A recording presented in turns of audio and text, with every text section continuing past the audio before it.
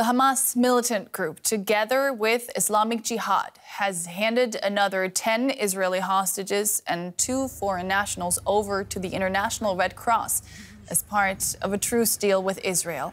The Israeli military says the hostages are now back on Israeli territory.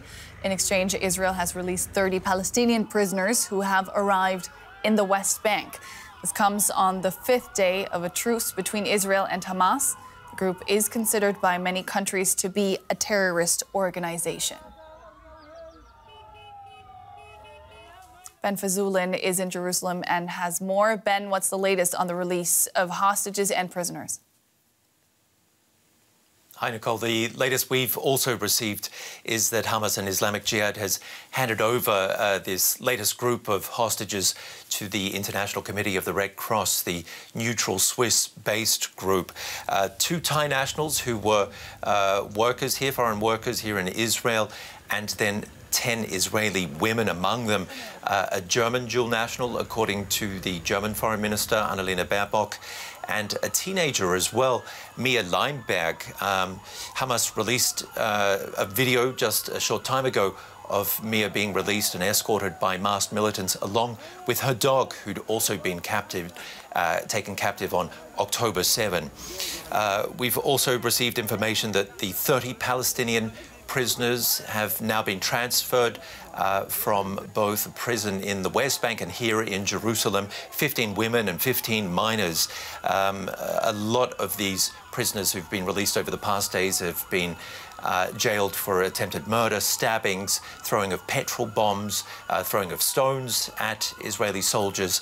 And Hamas has been celebrating this as a major victory, dozens of prisoners having been released. But you have to remember that Israel has arrested an extra 3,000 or so Palestinians just in the past weeks in the West Bank.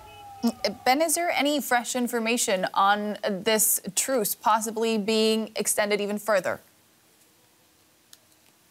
We're still being told that it's very unclear. This Tuesday was the first day of the extended truce. It was a wobbly day. There were violations reported by both sides, but only minor injuries involved in those altercations. According to Qatar, these were minimal breaches noted by both, but they did not breach or harm the essence of the deal. Hamas says it's still committed. We've heard tonight, though, that the security minister, the far-right security minister of Benjamin Netanyahu's cabinet, has been urging him to end the truce because of these violations. He wants Israel to get back to war, but there is so much pressure from abroad on Benjamin Netanyahu to stick to this truce and extend it. There have been meetings today in Doha, the capital of Qatar, among the Egyptian officials involved, the mediators, Qatar, and also the US and Israeli spy chiefs. They're trying to get men included in these hostage releases. The big question being, though, whether or not Hamas wants to hold on to these hostages, the rest of these hostages, as a bargaining chip. Israel's not going to get them out if it doesn't extend the ceasefire, but Israel also says that the only reason Hamas is releasing these hostages is because of so much military pressure that it's applied both from the sea, the air and the ground. DW's Ben Fazulin reporting from Jerusalem. Great speaking to you. And for more, I am joined now by Jan Egeland, the Secretary-General of the Norwegian Refugee Council and a former peace negotiator who helped draw up the Oslo agreements between Israel and Palestinians in 1993. Welcome to DW, Mr. Egeland. Thanks so much for your time today. We're seeing a deal right now between Israel and Hamas. It seems to be working so far. There's a possibility of more extensions. What do you think this could lead to? Well, it could lead to a longer pause with more freed hostages, more freed prisoners, and to more of Gaza getting the aid it desperately needs. But it could also end, in a day or two, and that would be catastrophic. So we are urging for a prolonged ceasefire. We do not think that continued warfare would make Israel safer. and it will certainly make Gaza unlivable for 2.3 million people, the vast majority of them completely innocent with what happened, the horrors of the 7th of October. At the moment, we have a situation where Qatar is acting as a mediator between the two sides. They won't speak to each other directly. Is this the right way to proceed, in your opinion?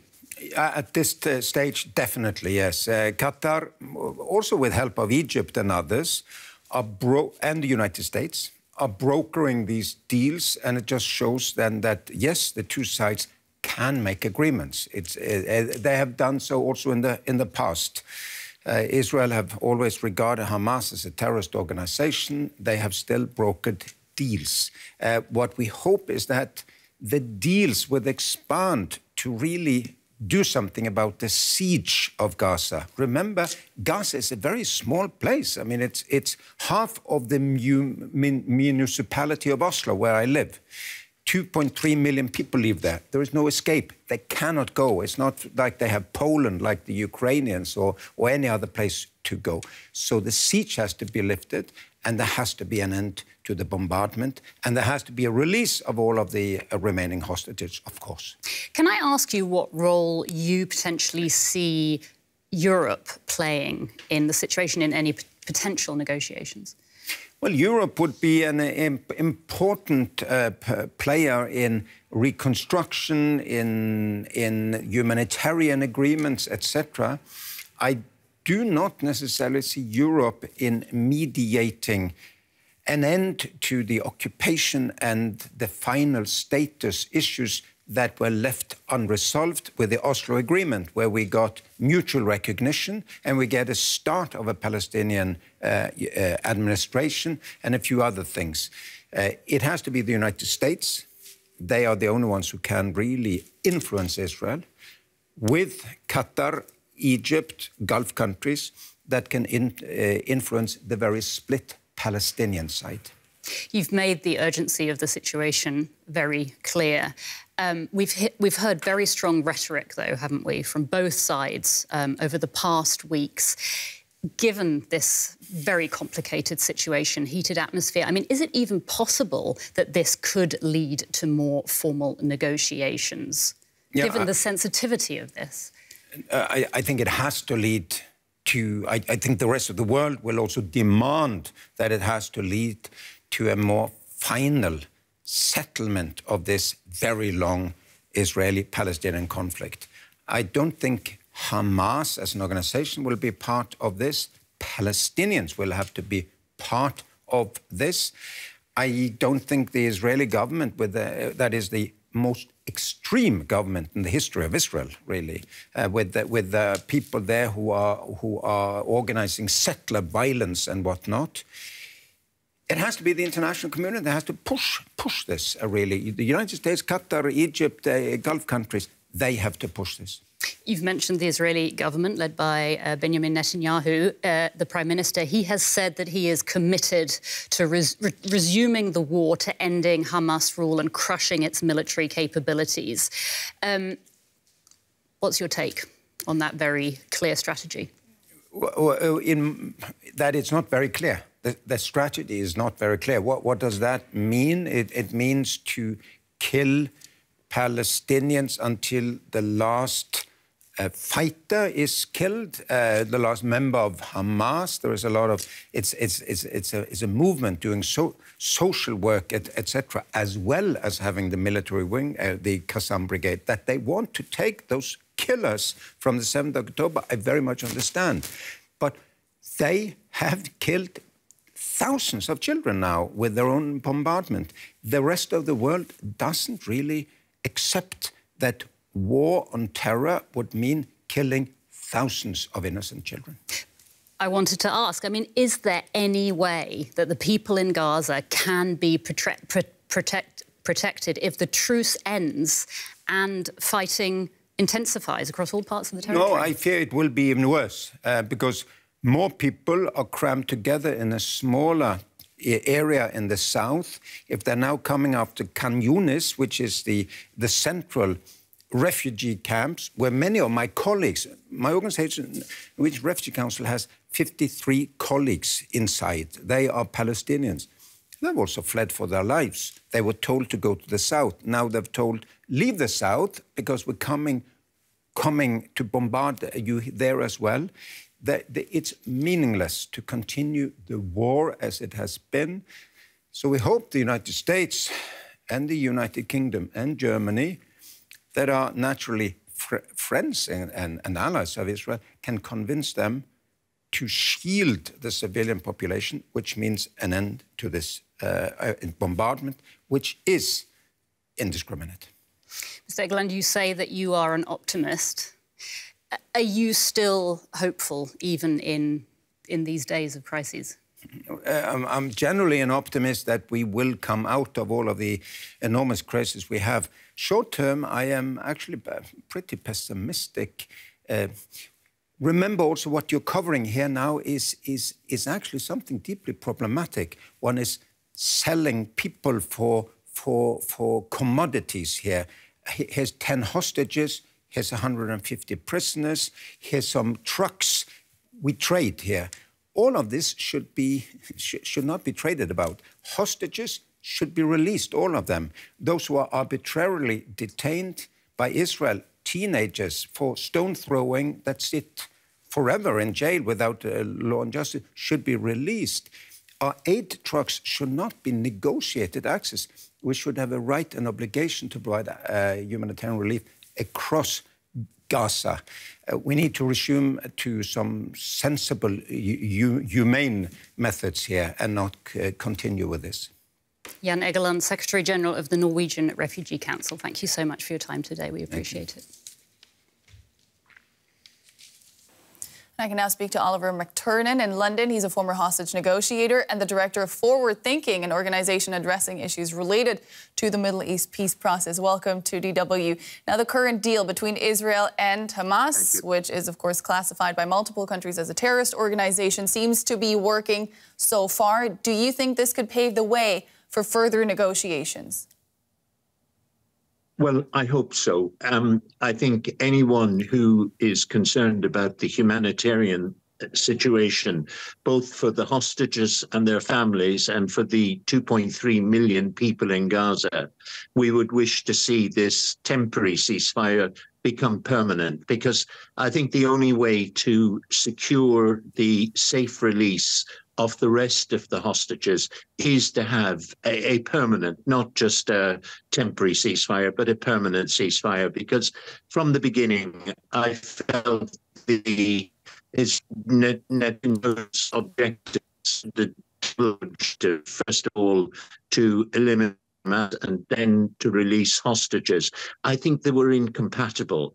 And hopefully now this momentum of having a truce will evolve into a permanent ceasefire and then a political negotiation. You're breaking up there. I don't think your internet connection is holding up. Let's talk with our technical staff to see if we can keep it going. It looks like you're back up now. What do you make of the process so far with the U.S. and Qatar acting as mediators because the two sides won't speak to each other directly? How much of a hindrance is that? Yeah. Well, I think I have the greatest admiration for the Qatari negotiators, because I can't imagine the difficulties. They have at least 5 different points of reference that they have to go through in order to reach agreement. When I was involved with the Shalit agreement, it was a very simple thing of having a designated group of negotiators on the Israeli side, on the Hamas side, and you went between them.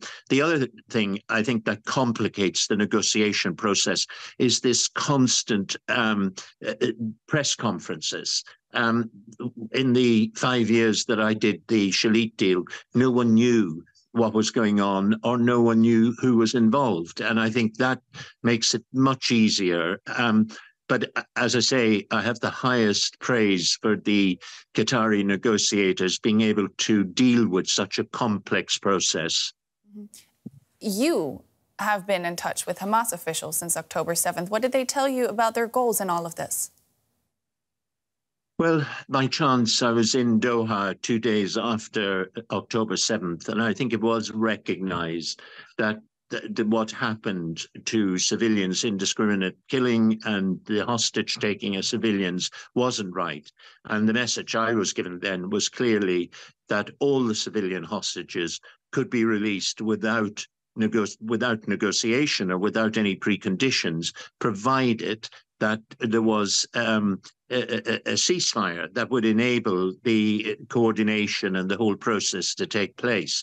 I communicated that message, but obviously and understandably, and I stress that, I think Israel was very much in a traumatized situation, and I think it still is, and therefore needs good friends to be able to guide it in a time like this. But the message wasn't heard, and now what's happening, I think, could have happened much earlier. Now, Israel says they will not stop until they have crushed Hamas. They also say they want all their hostages back. For now, both sides have only released women and children. From your experience and from what we're seeing from the Israeli side, this reluctance towards a durable ceasefire, do you see any way men and soldiers could be freed as part of a deal as well? Well, if I may explain, and in explaining, I don't in any way endorse it, and I'd like to stress that. But the reason why soldiers were taken was that they were seen as a leverage to ensure the release of Palestinian prisoners who otherwise would die in Israeli jail. So the soldier, I think, is seen in a different category from the civilian hostages. I think the negotiations over the soldiers will be much more difficult. And I just sincerely hope they too have families, they too have loved ones that want them to see reunited, just as much as the thousands of Palestinian prisoners in Israeli jail are wanted back by their families. I sincerely hope that we will understand now there is no military solution to this process. I think the reality, the horror of what has happened, the infliction of real hurt on both sides, this is a moment when I think that we should see that it's only a political process that will find a durable solution. I come from Ireland. The Irish had to learn that very hard way, as did the British, that you couldn't have a military solution to the Irish problem, that it had to be a political process. But what is essential, that process has to be inclusive. All the significant people with constituency need to be involved in the negotiations, in the desire of what they want to see happen in an independent Palestine. Otherwise, I fear the agreements reached, as we saw with Oslo, will not stand the test of time. That was Oliver McTurnan, a former hostage negotiator and director of Forward Thinking. Thanks for that.